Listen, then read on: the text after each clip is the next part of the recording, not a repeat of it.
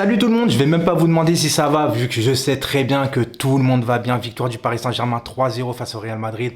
On est tous contents, on est tous très fiers de ce qu'a accompli le Paris Saint-Germain aujourd'hui. Vraiment une très grosse performance. Il faut féliciter vraiment tout le monde, même le coach Tourelle, où moi j'avais des doutes, même en début franchement...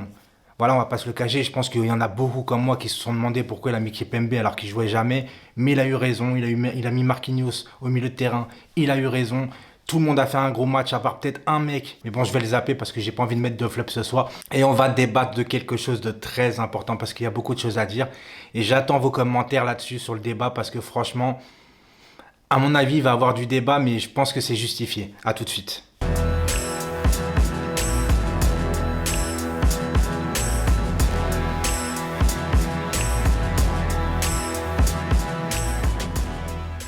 Tout d'abord, avant de parler du Paris Saint-Germain, j'aimerais comprendre la règle de la main une bonne fois pour toutes.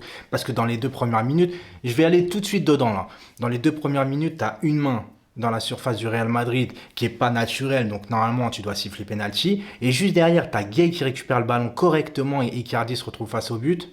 Et le mec il siffle faute. Je me dis putain, 2 minutes de faveur, je me dis putain c'est mal barré. Sauf que là on a vu une équipe soudée, on a vu une équipe collective et c'est pour ça que je vais rentrer dans un débat après tout à l'heure. Donc on va parler de tous les joueurs mais vraiment... Donc déjà pour moi au Paris Saint-Germain, il y a déjà 2 joueurs qui ont surnagé les débats. Vraiment, c'est Gay monstrueux. À la récupération, il récupérait des ballons à 25 mètres des buts du Real Madrid, vraiment très haut. Il mettait de l'impact, il était technique, il aérait le jeu. Franchement, magnifique. Voilà ce qu'on attendait d'une vraie recrue au milieu de terrain. Donc Gay vraiment...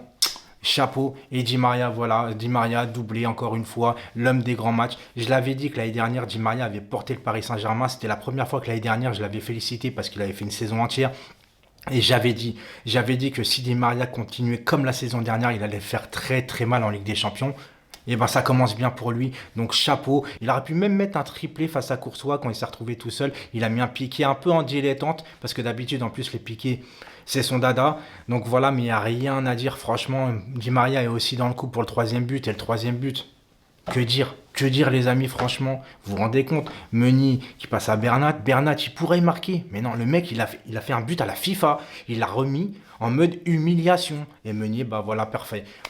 Après Meunier j'aime pas forcément défensivement, mais devant ça a été, mais il faut dire que Meunier chapeau aussi, et Eden Hazard, on l'a pas vu, moi j'ai pas vu Eden Hazard, le mec qui a été le plus dangereux au Real Madrid.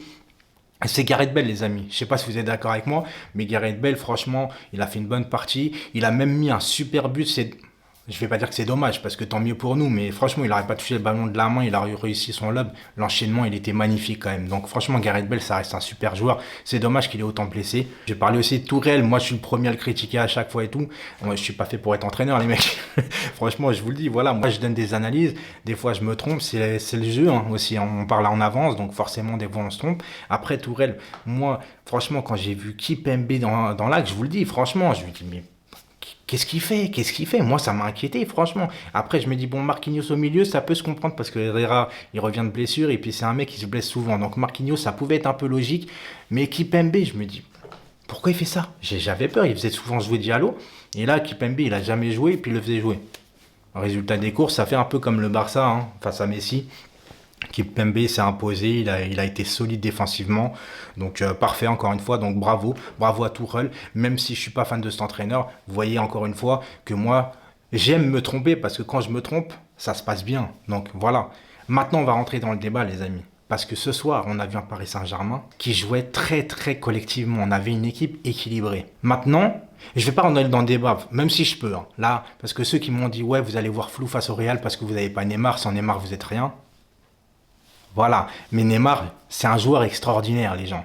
Maintenant, la question que je me pose, vu qu'on a une équipe vraiment homogène, on a une équipe équilibrée, comment ça va se passer? Le débat, il est là. Comment ça va se passer quand il y aura Neymar et Mbappé de retour? Vous allez me dire, ouais, mais attends, imagine Neymar et Mbappé, ils auraient été là, ça aurait été encore pire. Non, peut-être pas, parce que justement, on a joué collectivement. Quand Mbappé et Neymar sont sur le terrain, ça joue plus individuellement, c'est moins fluide sur le terrain.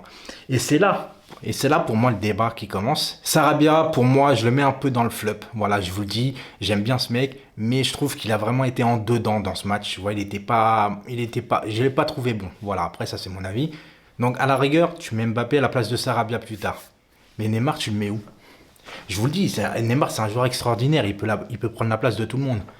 Mais Di Maria, tu peux pas le sortir.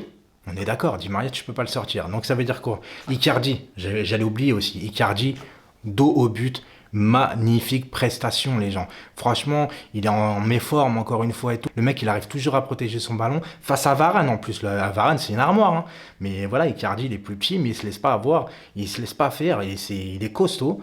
Et franchement, je pense que il va avoir un gros duel parce que moi j'enterre pas Cavani, donc il va avoir un duel entre Icardi et Cavani.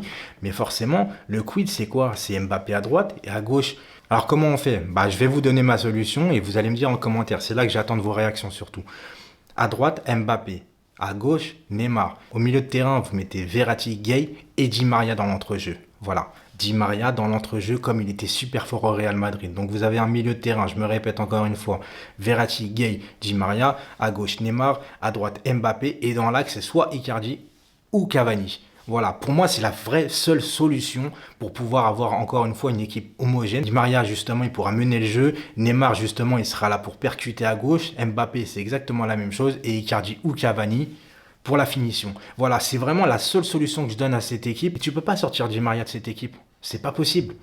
Donc ça voudra dire que Kipembe sera sur le banc des remplaçants vu que la défense centrale restera Marquinhos, Thiago Silva. Donc voilà les amis sur ce débat.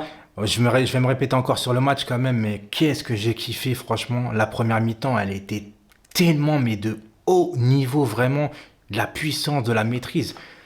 Moi j'ai surkiffé vraiment. Après en deuxième mi-temps, voilà, on a maîtrisé, on a un peu reculé, mais voilà, sans danger. Franchement, on n'a pas été vraiment en danger, à part à un moment donné la tête de Benzema. Mais sinon, voilà, Hazard, franchement, je suis le premier à dire, mais voilà, le Real Madrid, encore une fois, ils ont acheté un joueur qui est pas, il est fort. Hazard, ça peut pas être la star de l'équipe. Pour moi, ça sera jamais une star de l'équipe. Donc voilà les amis, n'hésitez pas à liker encore une fois la vidéo si vous avez aimé. Si vous n'êtes pas abonné, abonnez-vous si le cœur vous en dit. C'était Sex Lucidity. Portez-vous bien et allez Paris. Ciao ciao.